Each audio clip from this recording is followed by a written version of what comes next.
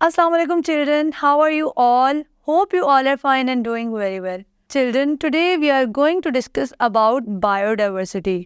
ठीक है, आज का हमारा टॉपिक है biodiversity. फिर हम बात करेंगे impact of human on biodiversity and then we will talk about the conservation of biodiversity. सबसे पहले बात करते हैं biodiversity की. The number of kind of living thing at a particular place is called biodiversity. ठीक है, जानदारों की जो टाइप्स होती हैं एक जगह पे पाई जाती हैं उसको हम बायोडाइवर्सिटी कहते हैं. जैसे आपने इर्द गिर्द देखेंगे, आपने गार्डन में जाएंगे तो आप वैरायटी ऑफ प्लांट्स देखेंगे. आप अपने इर्द गिर्द देखें तो आपको मुख्तलिफ़ किस्म के जानवर या मुख्तलिफ़ किस्म की जानदार चीज़ें दिखाई देंगी. इन सब को हम बायोडाइवर्सिटी कहते हैं. Bio mean life and diversity mean variety. अब बायोडाइवर्सिटी में different types of plants and animals आ जाते हैं. The types of plants and animals that are no longer in this world are called extinct. Plants और animals की वो type जो अभी इस दुनिया में मौजूद नहीं हैं, जो ख़त्म हो गए हैं, उनको हम एक्सटिंक्ट कहते हैं. ठीक है, एक्सटिंक्ट एनिमल में सबसे जो मेजर एग्जाम्पल है, सबसे जो फेमस एग्जाम्पल है वो डायनासोर की है. डायनासोर जो है वो पुराने वक्तों में पाए जाते थे, लेकिन with the period of time they become extinct. वो आहिस्ता आहिस्ता ख़त्म हो गए. इनका कोई भी एनिमल जो है वो फिल वक्त अभी इस मौजूदा दौर में नहीं पाया जाता. ऐसे एनिमल जिनका चांस होता है कि नियर फ्यूचर में वो एक्सटिंक्ट कर जाएंगे, उनको हम इंडेंजर्ड स्पीशीज कहते हैं या इंडेंजर्ड एनिमल कहते हैं. जैसे कि बंगाल टाइगर, राइनोसिरोस, ये दोनों इसकी एग्जाम्पल हैं. किसकी? इंडेंजर्ड स्पीशीज की. अब कुछ इंडेंजर्ड स्पीशीज जो है वो पाकिस्तान में भी पाई जाती हैं.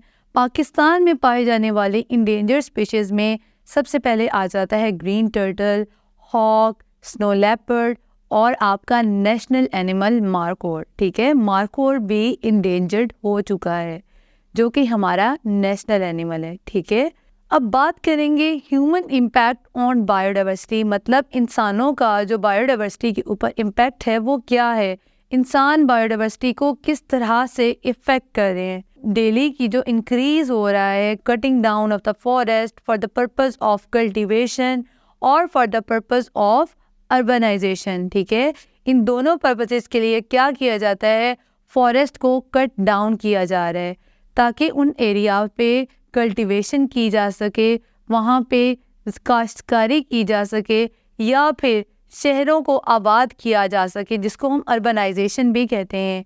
उन पर्पस के लिए क्या किया जाता है, फॉरेस्ट को कट डाउन कर दिया जाता है.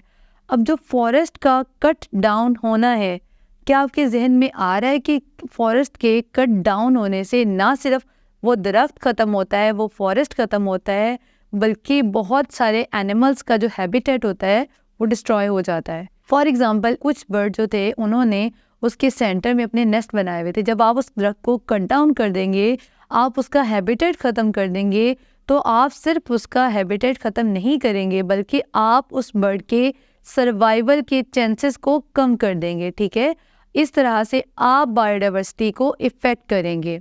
अब जो दूसरा ह्यूमन इम्पैक्ट है ऑन बायोडाइवर्सिटी वो है ओवर हंटिंग. जो ओवर हंटिंग है वो भी एनिमल्स की बायोडाइवर्सिटी को कम कर रही है. कुछ लोग जो हैं वो एनिमल्स को ओवर हंट करते हैं, जैसे कि पाकिस्तान में आजकल मार्कोर को ओवर हंट किया जा रहा है, जो कि एक मेजर जो है वो रीज़न है उनके इंडेंजर होने की. इसके अलावा स्नो लेपर्ड है, बहुत सारे इंडेंजर्ड एनिमल है जिनको ओवर हंट किया जाता है, जिसकी वजह से उनकी स्पीशीज़ को एक्सटिंक्ट होने का ख़तरा है. ओवर हंटिंग क्या होता है? ओवर हंटिंग में जानदारों को ज़रूरत से ज़्यादा शिकार किया जाता है. उनका एक सर्टेन लिमिट होती है जिससे ज़्यादा आप शिकार नहीं कर सकते, लेकिन अब आप उस लिमिट को एक्सीड कर जाओ, उस लिमिट को क्रॉस कर जाओ, मतलब आप जानवरों को इतना शिकार करो कि वो अपने जो उनकी बका है उसको ख़तरा हो जाए, तो इसको कहते हैं ओवर हंटिंग. अब बात करेंगे कंजर्वेशन ऑफ बायोडाइवर्सिटी की. कंजर्वेशन क्या होती है? कंजर्वेशन होता है बचाव, कि आप बायोडाइवर्सिटी को किस तरह से बचा सकते हैं, किस तरह से उसको सेव कर सकते हैं. For the conservation of biodiversity, the trade of endangered animal has been regularized. आपको endangered species की या endangered animal की जो trade है, जो उसकी तजारत है, उसको बाकायदा करना चाहिए, ठीक है. Secondly, number of game reserve should be increased. Game reserve का जो नंबर है उनको इंक्रीज़ किया जाना चाहिए. अब गेम रिज़र्व क्या होते हैं? Game reserve actually open areas होते हैं, खुले एरियाज़ होते हैं, मैदानों की सूरत में भी हो सकते हैं, जहाँ पे जो इंडेंजर्ड एनिमल या इंडेंजर्ड स्पीशीज़ होती हैं वो रह सकते हैं. और इन गेम रिज़र्व के अंदर एक सर्टेन लिमिट तक जो हंटिंग होती है वो भी अलाउड होती है, ठीक है. National parks are built all over the world where the endangered animals are kept. इसके अलावा नेशनल पार्क्स बनाए गए पूरी दुनिया में जहाँ पे इंडेंजर्ड एनिमल को रखा जा सकता है. अब बायोडाइवर्सिटी पाकिस्तान में जो इंडेंजर हो रही है हम उसको डिस्कस करेंगे. सबसे पहले बात करेंगे हम पाइन ट्रीज़ की, जो कि बुनेर KPK में पाए जाते थे, जो कि डिसअपेयर हो रहे at a very fast rate.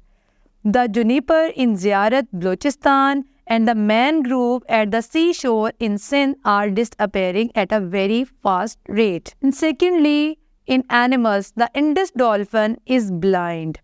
It is found in the Indus River. ठीक है, Indus dolphin जो है वो Indus River में पाई जाती थी, जो कि blind होती है, जो महसूस कर सकती है सिर्फ लाइट को और डार्क को, ठीक है. डैम की कंस्ट्रक्शन होने की वजह से जो इंडस डॉल्फिन है वो इंडेंजर्ड हो गई है, ठीक है, उसकी बका को खतरा हो गया है. Due to the construction of dams at Indus river, the dolphin have decline in number. Now they are found only in between Jinnah and Kotri barrages. तो बच्चों, उम्मीद करती हूँ आज का लेसन आपको समझ आया होगा. नई क्लास में एक नए टॉपिक के साथ आपसे होगी मुलाकात. तब तक के लिए अल्लाह हाफिज़.